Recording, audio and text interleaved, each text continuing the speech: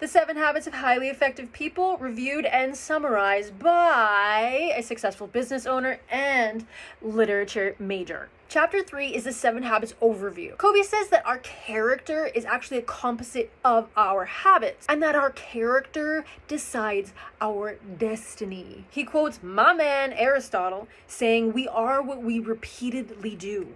Excellence, then, is not an act, but a habit." And he's kicking it old school. He doesn't mean an act like a show. He means like an action. Habits are to Covey unconscious. And in my opinion, that is the same realm of beliefs. We know from personal development and psychology that repetitive action can actually change beliefs. And we all know how important believing in your success is to actually achieving it. To quote Henry Ford, whether you believe you can or you can't, you're right. Habits therefore transcend behavior, or that act Aristotle was talking about. They transcend the personality ethic to deep into the character, to actually being. They're past understanding to being transformative. Habits are creative forces like beliefs. They act as ladder where every act of the habit is actually a rung. Stephen Covey breaks up his 7 habits into 2 distinct stages. The first is independence. The second is interdependence. He wants to be really clear that independence is not selfishness. The independence he's talking about is being validated from within. And he says that the kind of doing you independence that is actually walking away from responsibilities that are yours is actually a form of dependence.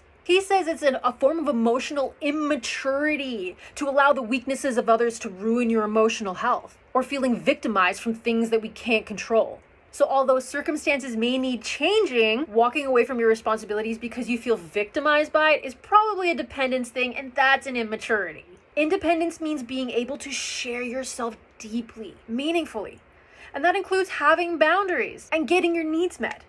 That's what he calls the second level of the habits, which is interdependence. Interdependence means having the vast supply of resources of other people at your fingertips. Success is necessarily interdependent, and he says that interdependence is something that only independent people can achieve. Dependent people do not own enough of themselves, of their character, of their values, of their personal worth to actually give themselves the real gifts of their mature character. So Covey says the inner work, that private victory of attaining independence, being able to validate yourself, is the only way to get those outer results, those public victories, to achieve the success that you want.